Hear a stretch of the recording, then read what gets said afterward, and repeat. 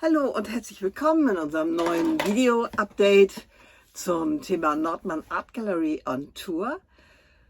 Ja, und unsere Abreise ist nicht mehr weit. Ja, du hörst richtig. Es sind so viele Nachfragen gekommen auf unser letztes Video. Es war oft die Nachfrage, fahrt ihr denn nun, fahrt ihr nicht? Es war ja unsicher.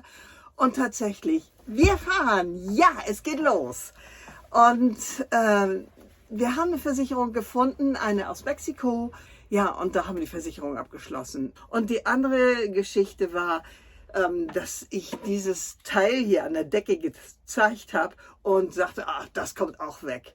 Tut mir leid besonders Jens, du hast gedacht, wie geht die denn mit dem Wohnmobil um, was sie von mir gekauft hat.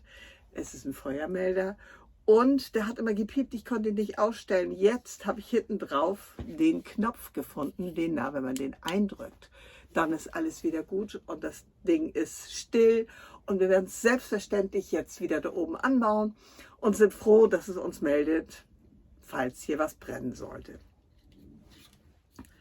Ja, was gibt es sonst Neues? Ich habe eine tolle Backform noch gekauft, die blende ich nachher nochmal ein.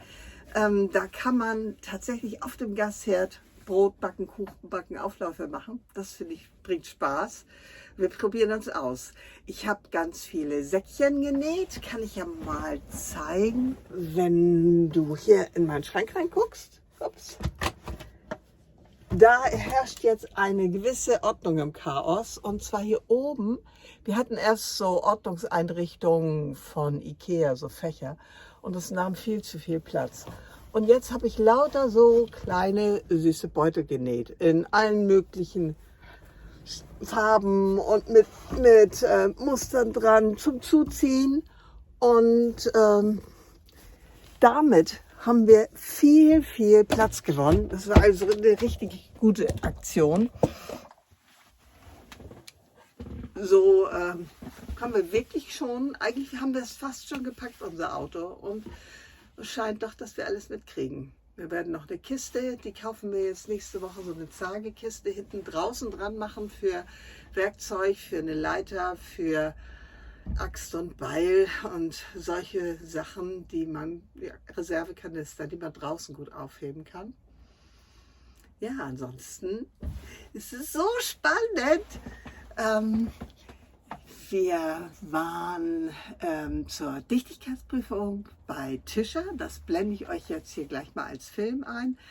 Da ist also das Ganze abgecheckt worden und wir haben noch einiges dazu lernen dürfen, was uns erklärt wurde, so dass es jetzt hier drin auch nicht mehr so beschlägt und wir das Auto besser für Feuchtigkeit schützen können. Gerade jetzt im Winter ist es natürlich, wenn wir dann im Auto wohnen, im Schneckenhaus, dass das nicht sparkig wird von dem Kondenswasser, was entsteht. Hier kommen wir zur Firma Tischer. Ja, kommen wir hier hoch. In Wertheim. Das ist schon ziemlich weit unten in Deutschland.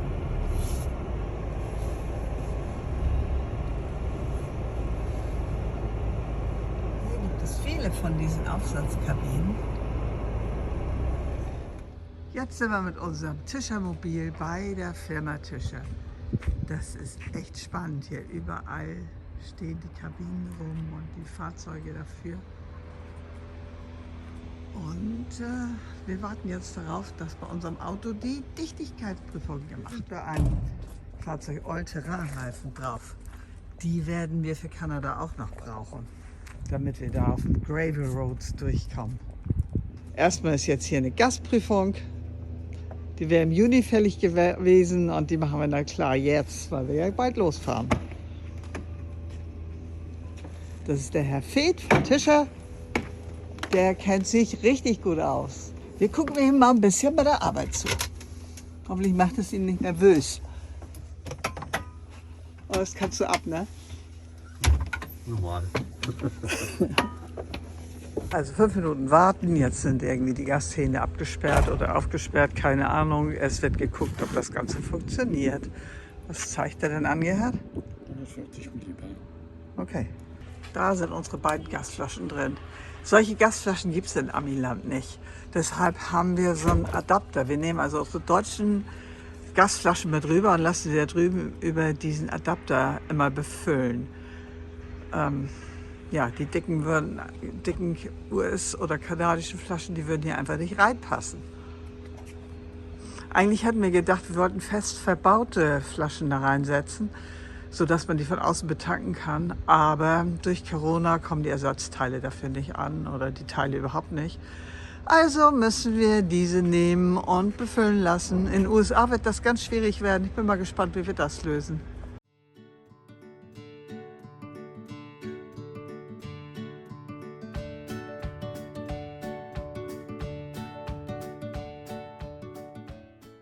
Wie funktioniert das? Das misst die Feuchtigkeit, was in dem Abachi-Holz drin ist. Okay. Damit kann ich die Werte ablesen und sehe dann, was da an Feuchtigkeit, noch Restfeuchtigkeit drin ist. Und das ist eigentlich normal. Also wir sagen dabei 18%, dann werden wir hellhörig. Dann fangen wir dann an, schon mal näher zu gucken. Ja. Okay. Aber alles, was so unter 18 ist, also ja, 14, 13, 14 ist so normal. Was noch kommen kann, gerade Türbereich, da ist nur eine hohe Luftfeuchtigkeit da, Ja. weil da die Kältebrücke ist. Mhm. Ja, wir haben jetzt auch im Winter ein paar Mal drin geschlafen und da wurde es dann am Bett da schon feucht und hinter der Matratze, aber das ist ja dann Kondens, ne? Ja, was Also man machen hier, könnte, man könnte hinter. was reinstellen. Da ist klar, wir haben jetzt schon eine neue Lüftungsführung gemacht. Ne? Das heißt, ihr müsst halt immer ab und zu mal hochheben. Ja. Wie macht ihr abends die Fenster? Wenn ihr ins Bett geht. Dann machen wir zu, oder was meinst du? Macht die Fenster, habt ihr alle zu. Ja. Fehler. Fehler? Ja. Mit der hohen Luftfeuchtigkeit. Ach so, wir haben hier oben haben wir offen. Langt nicht. Okay. Eure Fenster sind bestimmt tagsüber komplett beschlagen. Wenn ihr früh aufsteht. Die sind unten so ein Stück beschlagen und wir Ja. wischen die dann trocken. Ja. Das siehst du hier unten. Das kommt da runter. Das läuft alles da runter. Ist das? Das Ja. Dunkle. Ja, ja, das ist haben wir alles leider schon Verfärbung. gesehen. Ja, das ist eine Verfärbung, weil die Kondens reinkommt. Ja. Von Herbst bis Frühjahr, wo die Luftfeuchtigkeit sehr hoch ist, müsst ihr die Fenster, wenn ihr ins Bett geht, die erste Stellung hier aufmachen. Okay. Dann könnt ihr zumachen. Ja. Rollo zu, die sind isoliert. Ja. Es kommt es wird nicht kalt hier drin. Nee. Das macht ihr auch oben im Bettbereich. Also na gut, ihr habt da jetzt nur ein Fenster, da ist es halt leider nicht möglich. Heizung, wie dreht ihr die runter? Auf 16. Ja, das ist eigentlich noch gute Temperatur. Was ihr hier machen könntet, wäre, dass ihr euch vielleicht so einen Absteller hinten noch reinstellt, wo ein bisschen von der Wand geht. Ja, so ein Sperrholz könnte man machen, Ja. dass man es hier noch reinstellt, dass die Matratze nicht direkt anliegt. Ja. Abends müsst ihr eure Badtür aufmachen, Okay. auflassen. Okay. Wenn ihr euch hier drin aufhaltet, lasst die Badtür offen. Damit einfach die Wärme, da drin habt ihr bestimmt schon gemerkt, wenn ihr da reingeht, Tür aufmacht, wuff, Ja. Wärme. Okay. Die muss raus da drin. Ah ja. Ja, weil dann habt ihr nämlich hier drinnen die Wärme, was hier euch da staut einfach. Die braucht ihr hier. Ja. Dann stellt die Heizung nicht dazu. Das nächste. Okay. Was ich gerne nehme, immer so eine Schwimmnudel, was man Ja. kauft. Ne? Die nehme ich gerne hier unten drunter. Tagsüber. Stecke ich mir die hier so als U hier unten drunter. Ah, Dann super luft sie Tipp. hoch. Ja. Dann kann der unten richtig schön ausdünsten. Und abends kannst du da hinten in die Ecke reinschmeißen. Ja. Stört sie nicht. Sei denn, man kuschelt da hinten. Ne? Ja. Ja, alles. Ah, gute Idee. Danke für den Tipp. Da haben wir schon viel gelernt.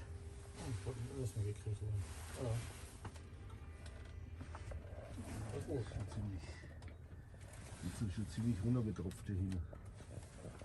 Das ist dieser Bereich, guck, haben wir 14 stehen. Ne? Ja. Das ist aber jetzt noch normal, also lasst die Polster immer mal hier oben weg ein bisschen tagsüber.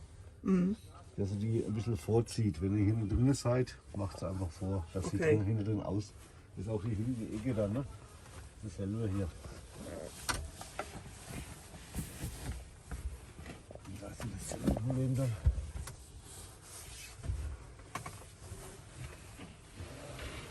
Hier staut sich die Kälte dann mal. Wächst aber das Polster langsam ist kühler. Ja. Ist das jetzt feucht? Ja, nee, kühl. Ja. Ja, jetzt dahinter haben wir ja auch eine Kältebrücke drin.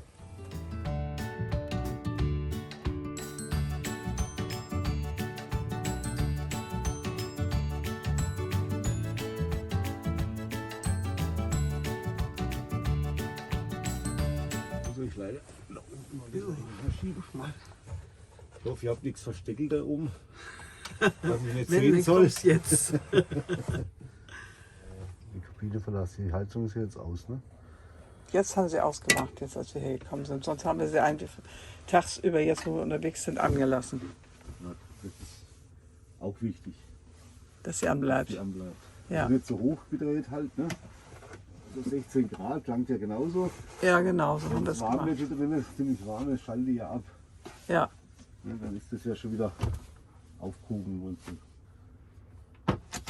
Und nachher, wenn wir da ein Bett bauen, das haben wir noch nie probiert. Den Tisch da oben drauflegen. Da rein.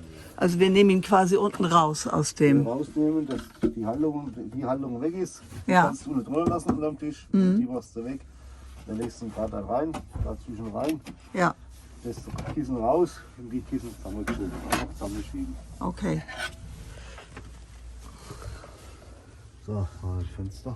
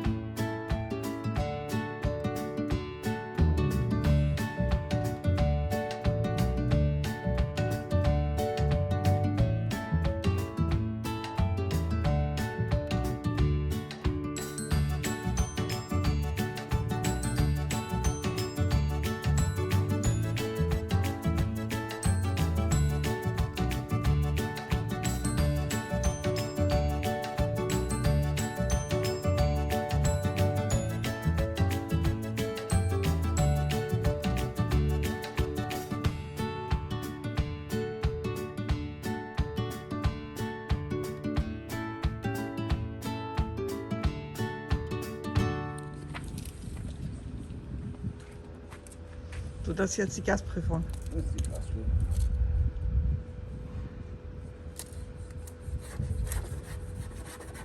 So wie. Das wollen die auf dem Schiff wissen, ob die Gasprüfung gemacht ist und wollen da ins Heft gucken. Von daher sind wir echt froh, dass das erledigt worden ist. Hier sind wir in der Ausstellung. Das ist unser erstes Baby. Echt? Ja.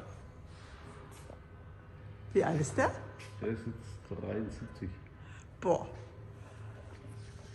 Echt? Das hat jetzt mit jünger, das dürfte 76 sein, weil das ja schon eine 2B ist. Oder eine 2A war da vorne drin, eine 2B ist jetzt halt ein bisschen. Das ist ja wohl cool hier. Das ist ja schick. Ja, das ist so eine der letzten mit Hubdach. Das ist ja so Hubdach. Okay. Ja. Man hat schön im Sommer hat man halt eingebaute Klima drin, weil man kann die Seitenteile aufklappen, dann pfeift der Wind durch. Ach, schön, ja. Da ist noch schön kühl drin. Der ist jetzt Baujahr 89, die Kabine. 90. Kann da auch reingehen. Das Highlight ist halt da, wenn man da aufmacht, da hinten, da kommt man in den Motorraum rein. Da kannst du Hier? reinmachen. Ja, da Okay. kannst du den Motorraum aufmachen. Witzig.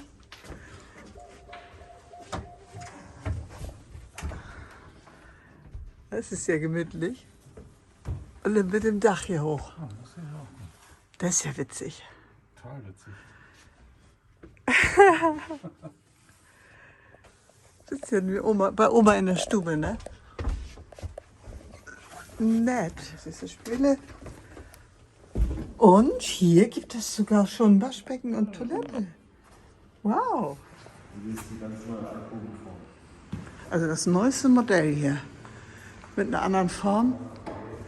Hier oben. Also das ist die Dichtigkeitsprüfung. Ja, Die war wunderbar. das in Ordnung. Und euer Gasschein Ja, ist ausgefüllt. sehr schön. Ja. Also okay. Jupp.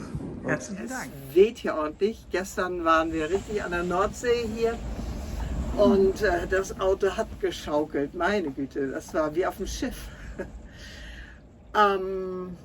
Ja, wir hatten noch Probleme. Die Batterie, vom Auto lädt nicht ordentlich oder entlädt sich. Das Auto kommt jetzt nächste Woche nochmal volle Inspektion, kriegt so geländetaugliche Reifen und wird voll durchgecheckt, kriegt eine neue Batterie Und hoffentlich finden wir diesen Punkt, weshalb sich da das Auto immer entlädt. Denn das soll uns bitte nicht in Alaska passieren. Ja, und du hörst richtig, Alaska.